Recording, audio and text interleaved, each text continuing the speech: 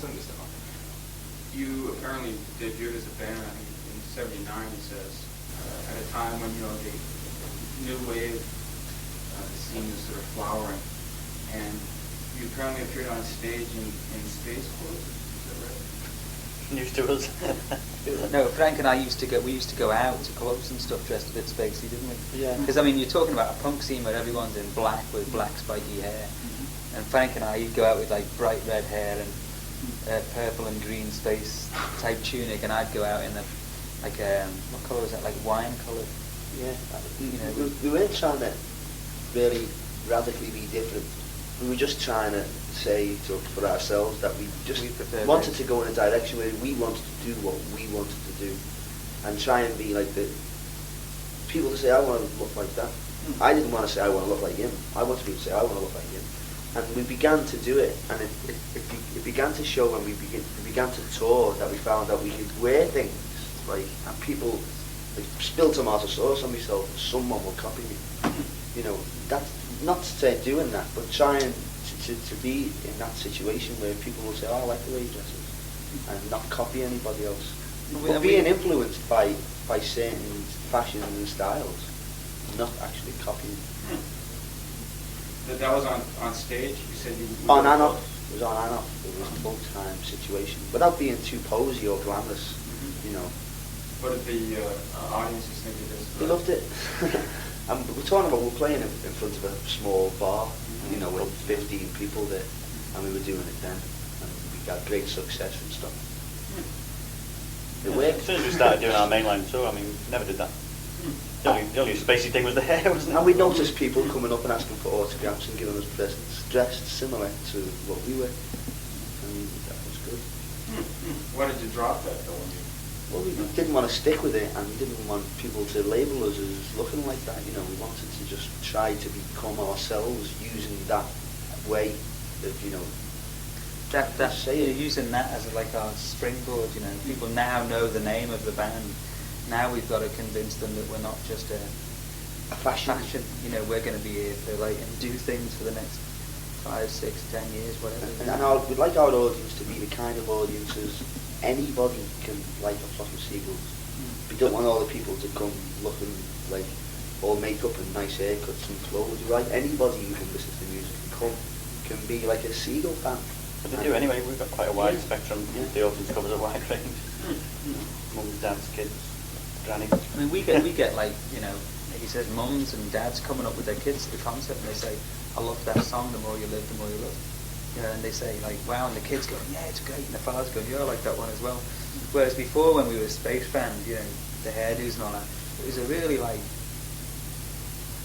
a section of, wasn't it, of like fashionable kids that used to come and see us. But now it's starting to spread, so we see that as like, okay, we're not maybe as in the public eye and not selling as many records, but the base is firm now, you know, and it's like it's going to take a while now to filter through into the whole spectrum of people. But the thing is now, when we hit it big now, it's going to be real big. Because when I Ran was a hit and all that could have been just a flash.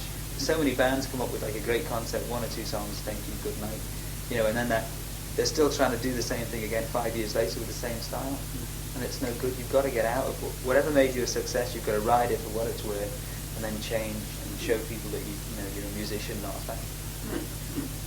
So I don't want to try and get to 40 years old and still trying to be putting my hair up in wings. You know what I mean? Right.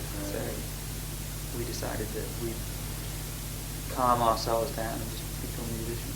Seems to be an especially common form of evolution of British bands. The word I was looking for before. Evolution. Yeah. Evolution. You know, because a lot of American bands just stay the same for 10, 15, 20 years. Bruce Springsteen bands still the same. But then again, we'll be doing Iran. That's Americana, though, isn't it? You know, I mean, that's the way they are. That's the important thing about music, you know, it's like you still got to play your big songs 15 years' time. I mean, we'd like actually to drop all those songs and do new ones, but you can't do it, you know. And I think a lot of bands would like to do that as well. Yeah, people come to the oldies. Yeah.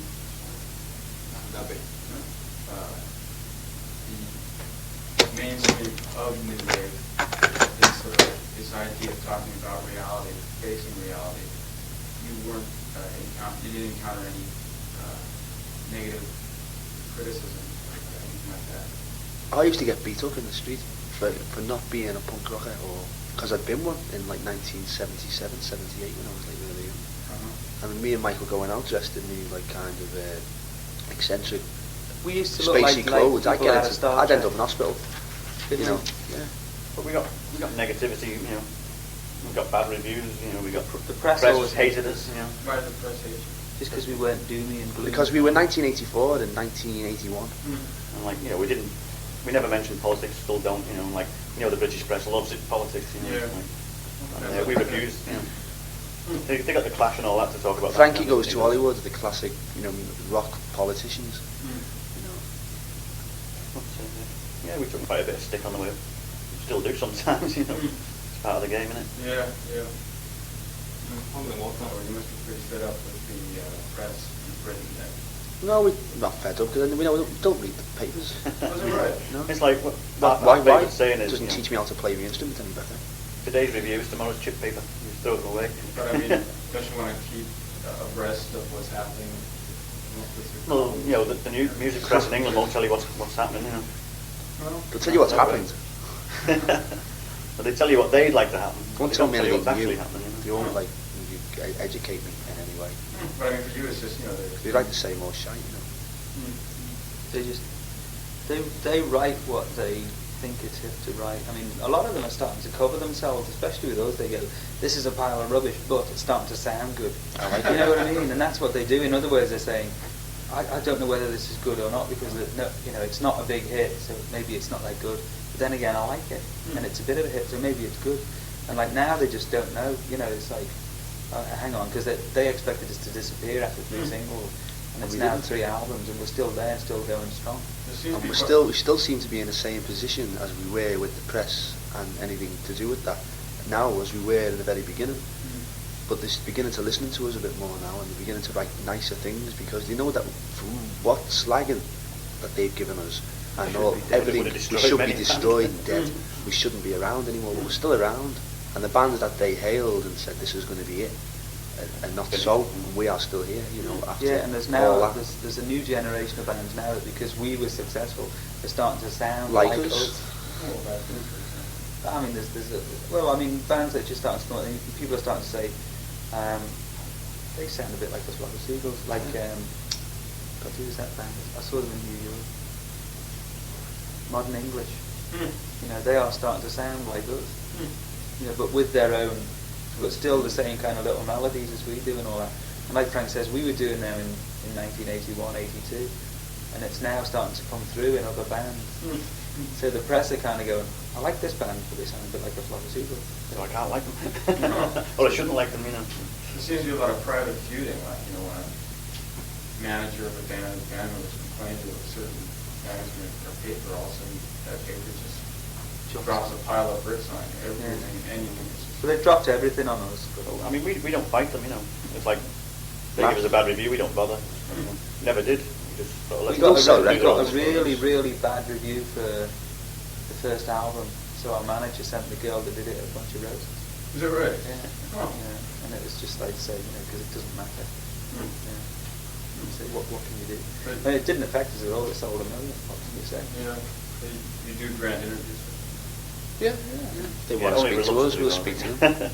It's like we still snarl through our teeth and stuff. And, But we say we don't want to talk about politics, we don't want to talk about this, we don't Is want that that. They right? don't like that. You set conditions before you do Yeah. it. Is that right? Why not? because they'll try and lead you along a political path and like No. this. We're not interested in politics. That, you know. We're interested in being Music, creative musicians, you know, They not really- copying anybody else. They don't actually write what you say. They twist it. Like if you say you're supposed to be a big rock star, and say you suddenly go out and buy a Big Mac, right? Well, they'll twist that you're tight with your money. It's not that you like Big Macs. Yeah. You know, they say he's really tight with his money or something like that. You know, or he had a hole in his shoe. They might be the most comfortable shoes he's got. You know, so what if he's rich? He just wants to wear them. He's just doing an interview. It's not, you know, it's not like a jury taking him to pieces. But they don't look at it like that. They want to really take you to pieces, and you know. Sounds like a very unpleasant. They are pretty They are. unpleasant, the British press. But most of them are like 16 or 17. You know, Frustrated musicians. they can't get into music in any way. So they slag people that have got into it, you know, because they haven't been able to.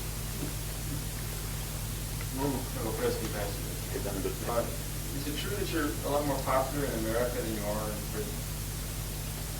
I don't know now. per I wouldn't know. per head per population. I mean, percentage-wise, I think it must be about the same. Is that right? Yeah. Percentage-wise. Because we just had a top 30 hit in England with a record that wasn't a top. It was only like number 60 in America. We're having hits in Europe, which we never had before. So, you know, it evens it all out, really. In Britain and Europe, it's been like gradual. The first album did well, the second did better, and now the third one's done better again. Whereas in America, the first one was like a smash, and the other two have been. We've kind of like overridden the press, you know, just with our lyrics. And when we were touring with the Police, Sting said to us, he said, you know, you guys really get a slagging, don't you, from the press? And we said, yeah. And he goes, well, you're going to be huge then. You know, because he said that's the same thing that happened to them. Yeah. They had to just carry on and beat it on their own terms, you know. Look at them now. But the stuff that went over in America didn't really go over that much in Britain, though. No. What do you think the difference is? Why would something like that go over? different culture, isn't it? You know, you go to America and that, you got the sunshine, you know, you got the fairly easy style of living. England, it's pretty poverty-stricken, you know. In America, if people like something, you won't be intimidated by the friend because they don't like it. They'll go and buy it. And in England, because it's all very close together, someone buys something, well, he won't tell his friend that he's bought it because he'll say, oh, you bought that. But in America, you know, I mean, everyone, they're all themselves. But in England, everyone seems to be, they train their eyes on other people's, you know, the way they do things, and they're frightened to do things and make it, like, decisions on their own, you know. You would think that the British kids would, you know, go out of their way to listen to something different, though, because they want to always be different. Well, I wouldn't say that like that. But I would think it's like Iran and stuff was more rock and roll. The hits in America were more rock and roll. The hits in England, there were more individual songs like Wishing, you know, and The More You Live. I'm saying, yeah, it's culture, you know, different, you know, whole different way of living, you know. Yeah. And but I mean, it's what each nation can relate to, you know. Iran, for instance, was big. It had a good lead guitar riff, big rock song. In England, the kids didn't like that because it had all the lead guitar stuff. Yeah, They were kind of out of fashion. They were all into synth then, yeah. You know, now America is all synth bands. You know, you look at it, it's all synth. And England's all guitars. It's all guitar bands in England now. But now the latest album is, you know, the guitar is still out in front, and it's a lot more rhythm oriented, so it should go over big in Britain. Yeah, well, it has. It has. I mean, a lot. It got well accepted, not so much by the press critics, but radio especially, because they really. I mean, when it first came out, we got so much radio play on album play. You know, they played the whole album, and people like Radio 1 just picked it up and went, play the whole thing. Is that right? Yeah, I mean, and that's never happened. It doesn't happen very much to bands at all. Is that right? Yeah. And they suddenly, like, you know, we got do a live thing, you know. BBC's become AOR. We did a live thing, you know, 4 songs off the album, and they turned around and said, it's the best stuff we've ever had. And they played it something like 3 times in a month, didn't they? You know, they just don't do that kind of thing. So, as far as we're concerned, we were right, you know, as a band to choose this direction to go in. Mm-hmm. And okay, we may lose popularity in America, but it'll help us ourselves to grow as a band, and that will have to grow back again, you know.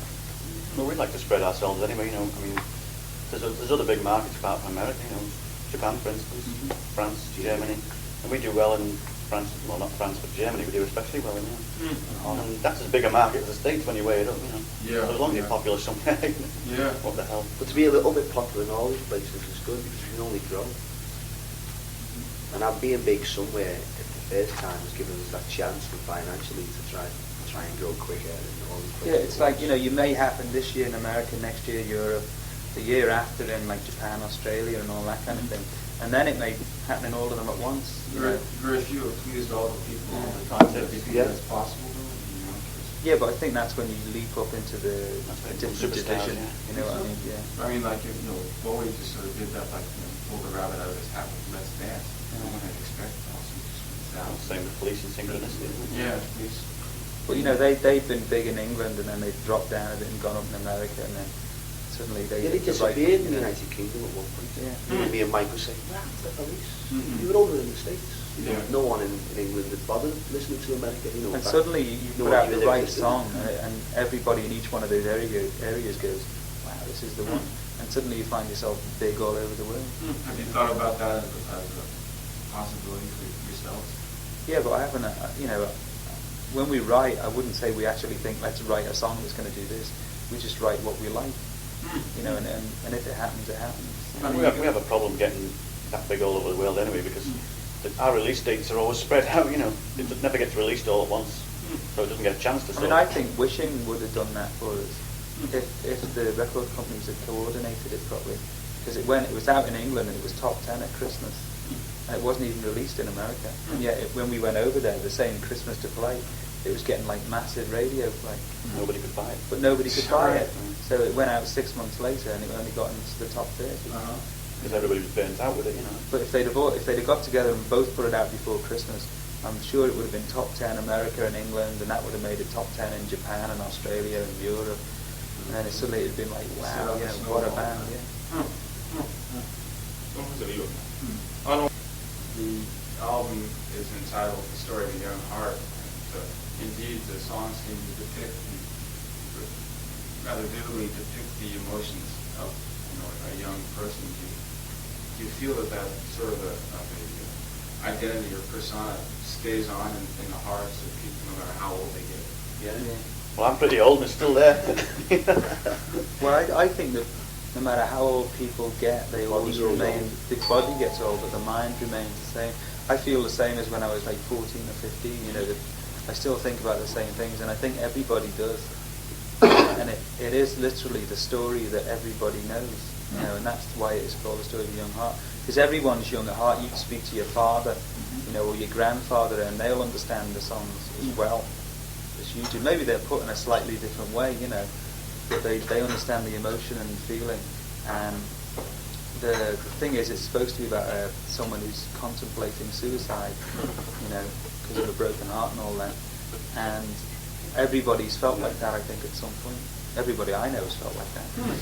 Like my parents, at a point, only a year ago, had never got into music on a commercial pop level, and it was always Sinatra and Charlie Pride and all this until I got in a band, and they listened to the stuff that we, brought out, which then made me dad think, well, this is it. I mean, imagine what else is out there. It was the Jake, and he got into listening to the Police and Genesis and all this, and he listens to it now at home with headphones, and he listens to everything. And I'll go home and say, yeah, have you heard this? Have you heard that? And I'll go, oh wow, I've missed out on this, and he'll oh yeah, bizarre. But he'd never heard it before until someone of his own member of his own family had done it, and he can't believe it, that he missed out so long on something which he just thought was a loud noise. How old is he now? He's 55. Is that right? And it used to be a loud noise until we did it, and you can hear something, he hears it now, where he was deaf to it before. So the young heart still exists. Exists in me father. Yeah. It's just that it gets clouded behind, an aging body. Very So bizarre, what isn't we're it? trying to get through to is the person inside rather than the person outside. How did you get on that idea? Was there any one experience that went through it all of a sudden? Just by having all that time off, it gave, for the lyrics part of it, gave me a lot of time to think about how I felt when I was younger and what I've been through. I've been an electrician and I've worked in shops and I've been married and divorced, and I still feel the same. I've been through all that as a person, and all it is experience. And yet I still remember the same things I did when I was 14. And we all spoke about it, and it came through as that. We shouldn't write for the feet, we should write for the heart, so to speak. Remember that line. That's the name of the next album. I don't know, in Japan, the general consensus is that you stop being young, or when you stop being young, you become a true person, a real adult in your own right. What do you think of that? Well, how It's can probably we say true in that? a sense, but you're a fuller person. But at the same time, why stop? Why think that your young life has ended? When is that point? Does it come at 40 years old, or menopause or whatever. There's no point when you can say I'm old. I think there's a point where you can you can stay young, but you can accept responsibility. And it's like discipline, isn't it? You can say to yourself, when I was a kid, I would have done that, and it was stupid. But now, I'd like to do it, but I'm not going to do it because I know it's wrong. Some of the sort of youngest, freshest minds I ever met were old age pensioners in England. I was working in an old age pensioners home, and some of the stories they used to tell me, and it's like, you think these aren't old people, really. But they still function as young people. They call it a second childhood, and it's probably the fact that they are free again. That they know they're going to die or whatever, and that they release their mind. They think about. Their body can't do things, so their mind has to do it. So they enter a different state again. We go backwards. And maybe somebody gets to being physically old, and then they may want to. They've been through like marriage, and their children have grown up, and they have time again. But they're still young enough inside to say, let's go off to India, or let's go and take a holiday and go surfing in Hawaii, or if they can't do it, they can watch it or become involved in some way. So I think that inside everybody is still young. There's no point where you can say, I shouldn't do this because I'm too old to do this. If it's still there to do it, do it. What is it? Or think it, whatever. Say you were a runner and you became too old, but you still could run in your heart and your mind. Well, then the thing is to get someone who's got the same feeling and teach them. Well, it's like coaches and football coaches or whatever. They still want to do it. They still feel that they're capable of giving something, and so they want to be a part of it.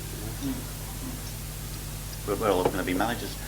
We're going to be dead. A guy like Paul Weller is just saying, you have to be young to do rock. He's saying, when I'm 40 years old, I can't be doing something like this. Look at Chuck Berry.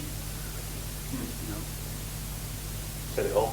But a lot of people will say, I'm not Chuck Berry. A lot of people look and say, my God, I can't believe that guy's still doing that. 60 odd. Who cares what Paul Weller says anyway? Who's Paul Weller? Well, he's been rather harsh on the older rockers. I can remember him saying he was disgusted with people like Keith Richards. But he's not in the same league. It's got nothing to do with him what Keith Richards does. Why doesn't he get his own house straight? That's a typical sort of British attitude, just to slag everybody else. Everybody else who they think they should be, you slag them. How old is Paul Weller? 25, 26. Well, lend him a gun. Then again, he's very quick to praise Pete Townshend, and that's the guy who's changed. Because he was in a jam. He was in a band called the Jam, who were very much like the Who.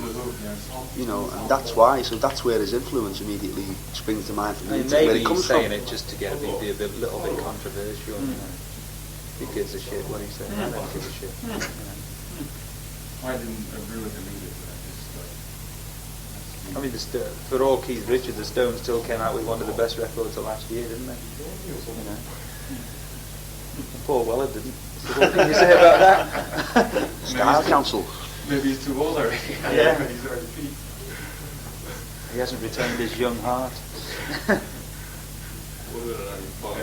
So you want to continue singing these universal sort of timeless type of themes then?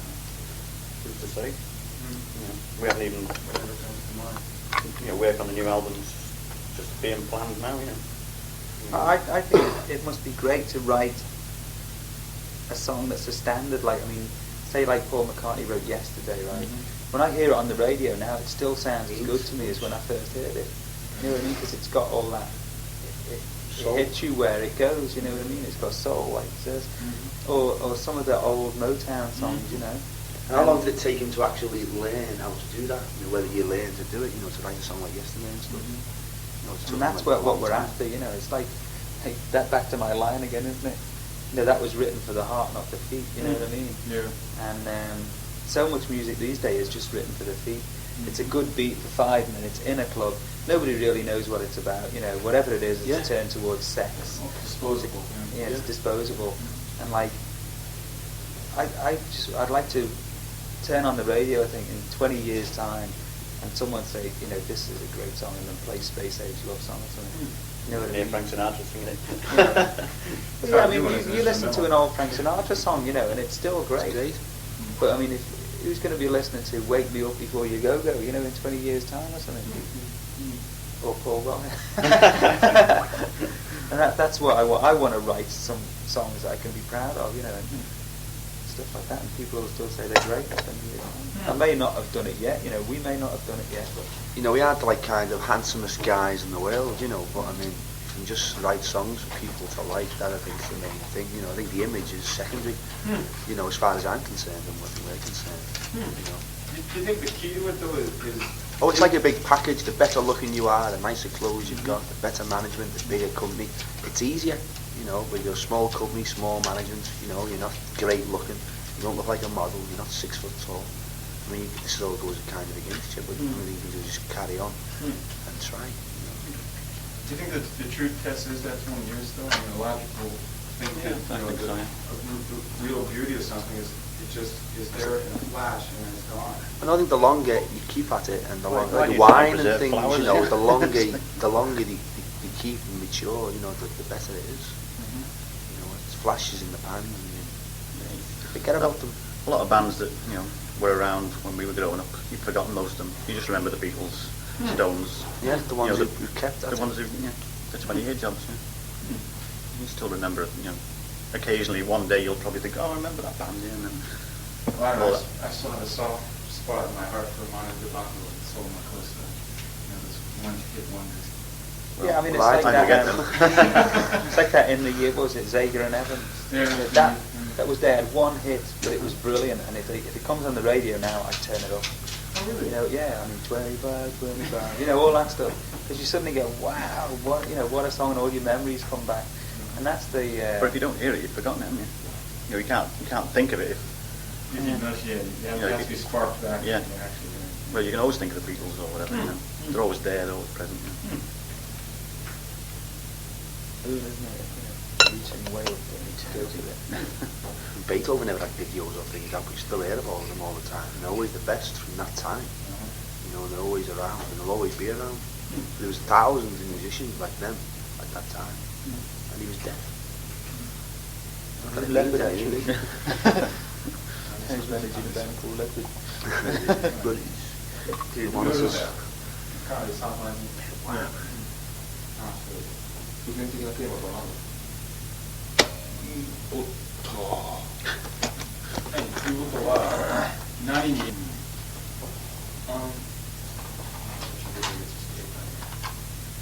Part of the right songs by different things. Some people by a scene from a movie, others by an experience they had when they were a kid or an experience that happened in the movie before they wrote the actual song.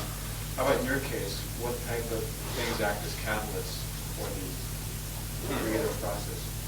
Anything. I mean, the song Nightmares was about a movie Mommy did, Mommy did was a movie. Iran was triggered off by a negative of a photograph that we saw. Wishing was triggered off by a photograph. I saw a photograph and stuff like that. I mean, you can just, for some reason, pull them out of thin air without thinking of anything. You can just the story of the Young Heart was inspired just by the fact that we'd written songs and we needed another song, and I just had this idea for what the songs were all about, and I needed something to put it in a nutshell. You know what I mean? So that song just kind of, I was just playing away, and it went bong, and it was there. And it meant everything, which was on the album. Yeah, and it was just by necessity. It inspired itself. You know what I mean? How about, say, the last song you wrote? What was that inspired by? Story of That Young was the Heart. story of That Young was Heart. the song. That was the last song you wrote. We needed a song, and it The was. first song we wrote was called The End. Yeah. I mean, so it doesn't have to be inspired by anything, but just thinking. But sometimes you get an idea that just becomes a song. You suddenly think, like you may see a couple of words. I mean, for instance, like Eleanor Rigby or something was inspired, wasn't it, by just seeing a tramp. And he saw, at the same time he saw a tramp, he saw the name Rigby's or something on a bakery that on Paul McCartney. You know, he's just driving along in a bus or something like that, and it suddenly went, bing. You know, Eleanor Rigby. I'll call that song Eleanor Rigby. You know, so it's not as if you have to sit down and ponder it. You know, I think that is the old idea of a concept is to sit down and ponder it like that. Too much like work now. if it's not there, it's not there. You know. Go mad. But nowadays, I think, I mean, yeah, the story of a young heart is a very, very loose concept, simply because the last thing written was the actual concept song of it, you know, the title of it and all that. I was thinking that our best songs anyway, the ones where you all feel good playing it. You know, you can always tell when you're playing a song if it's working, you know. And sometimes songs that we've dropped have been songs that we've all been struggling to learn, you know. And so it's the instantaneous ones that are usually the good ones. Which you talked about, like a negative from a picture, and also a movie. So it seems like visual stimuli. Oh yeah, sometimes, yeah. I mean, you know, Nightmares I was just thinking about the movie. The music was already there. But it's just like, what shall I sing about? Oh, well, just for now, I'll sing about this film. What was it about? What was it like? It must have been a nightmare. So suddenly it was nightmares, you know. And then it's just a case of like, you start to write the lyrics, and then you start to think, what else happened in the film, you know, or how did the kids feel, you know. And then you can start to sort of go, well, that line I'll put there because it means more, you know. And then you can start shuffling it around. But that isn't the initial inspiration. It's just kind of like a simple thought, you know. And then there's like DNA, where there's no words going to fit it really. You know, our song DNA. Yeah, we got a Grammy we won a award. Grammy. Oh. I mean, that was just me and Ali were messing around. Frank came up, threw some bass on, and then Paul came up and played some guitar. And the reason it's called DNA, people think it's because it spirals. It's a spiral of light. It's a chemical, but it's not. Paul said to Frank, "What are the chords?" He said, "DNA." You know, and that's what it's written in the chords of DNA, and that's DNA. Okay, we'll call it DNA, and it was like, oh look, DNA. There's no lyrics could sort of fit it, so it's an instrumental. You know, so I mean, it's just another way of finding a song. You know. Space Age love song. You know, we couldn't think of a title for it. Sounds like a space age love song. That's what we'll call it. Didn't say Space Age love song in the song. Yeah. It's feeling it put across. Soyuz Space Age, you know, oblique question here, which I think may be a sign of fatigue, but let's go through with it anyway. There has been stories in Japan lately of, you know, these, they think they're like pieces of comets coming out of the sky, which just for the last couple of days in the paper. And it looked like they're on fire, bolts of fire coming from the sky. Does this type of thing interest you? Yeah. Having been former space. But we're Interesting still- as now. We're still space cadets. But it's just that we don't write about it anymore. I mean, it's like, you know, Isn't it interesting though? I mean, it's like when we used to be hairdressers, right? But we're not now, but we still like, if we see a star, we go, that's a good star. You know, how could we, I wonder how that was done. I see more interesting haircuts in Japan than I've ever seen in London. They're very hair conscious. It's great. And it's things like that, isn't it? I mean, just because you don't actively involve yourself in it anymore, it doesn't mean you're not as interested. It just means that you've done something and you've moved on to something else. It's like hobbies when you're a kid, you know. You pick up a hobby every week, you know, and then you can just nip back to that hobby whenever you see something interesting in it. You know. I mean, nobody said we finished writing space songs. It's just we finished for now, you know what I mean? We may write one tomorrow. In fact, there's money in it, we might. We may have to. The truth is that.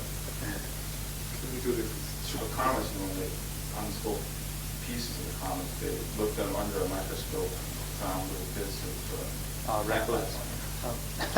The green stuff. I saw a film like that, didn't I? So it might be volcanic, you know. You know, It's been thrown up there, you know. I don't know if you read this morning's paper, but it said in this morning's paper that it was actually fertilizer, and not really comets. We can't read Japanese. We didn't have problems looking at the pictures. Did you know? Did you don't know where it's coming from? Yeah, it's a real mystery, but it just said this morning's paper they analyzed it and found that it was fertilizer. Well, it could be from like Hurricane Diana and stuff, throwing it up into the hemisphere and stuff, and it's coming back down and burning up on its way in and stuff. You know. I think actually that Japanese people do get really interested in that kind of thing, like phenomena, and you know, because it seems that if you watch like old Japanese movies and All got Godzilla in. you know, they're like interested in like cosmic things. You know, they always have been. More interested kind of like on the inside of themselves than the outside, you know, like in themselves, you know, this is nothing. That's good. I mean, they're the ones that have worked out like transcendentalism and you know that this part of the world is that kind of thing going on. It didn't happen in Scotland or Britain. They're just busy trying to keep warm. The Picts and the Scots still building walls there. You recorded a song called Tokyo, and he says the impression he got from that was that you probably labeled the song Tokyo because you had an image of a very far-off city that you knew very little of, and there was a sort of an element of the unknown there.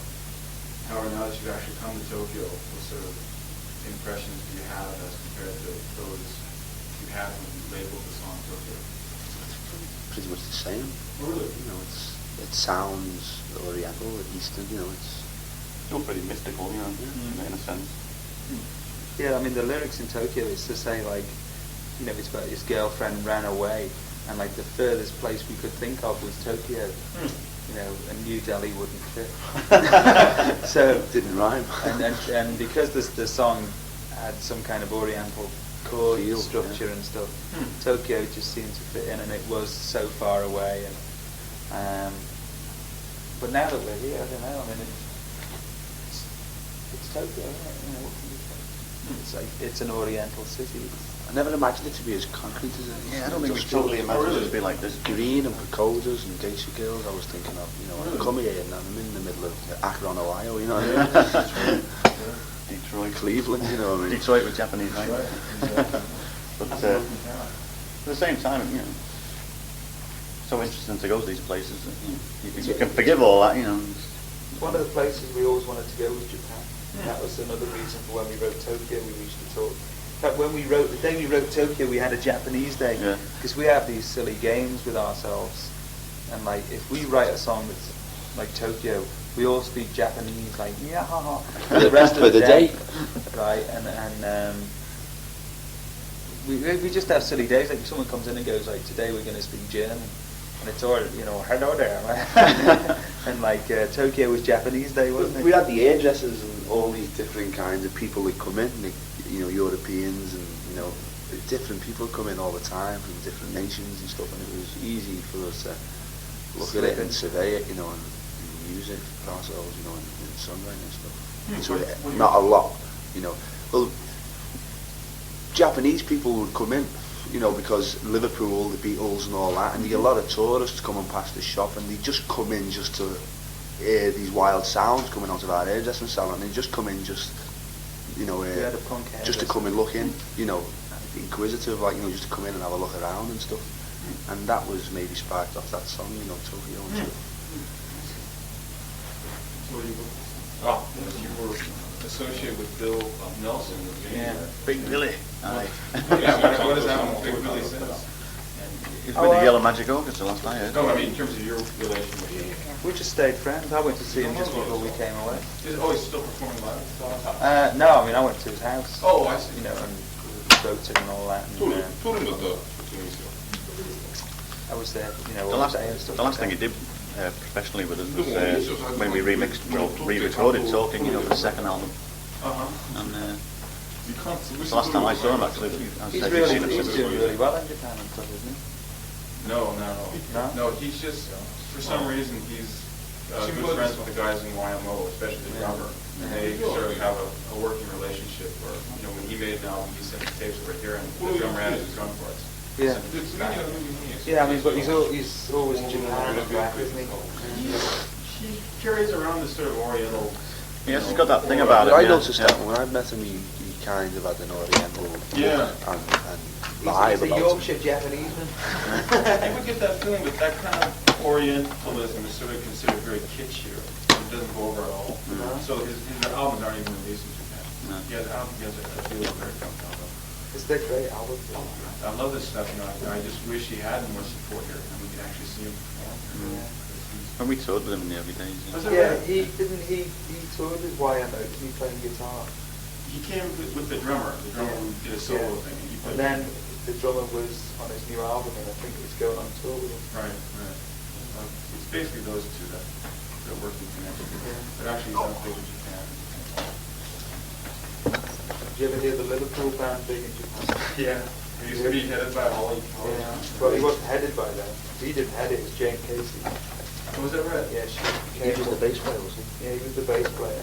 I thought the bass player was that guy, Bill Drummond, who No, he was the managed. guitarist. Oh, he was the guitarist. He managed Holly was the bass player. Jane Ah, I knew Casey. Ted does.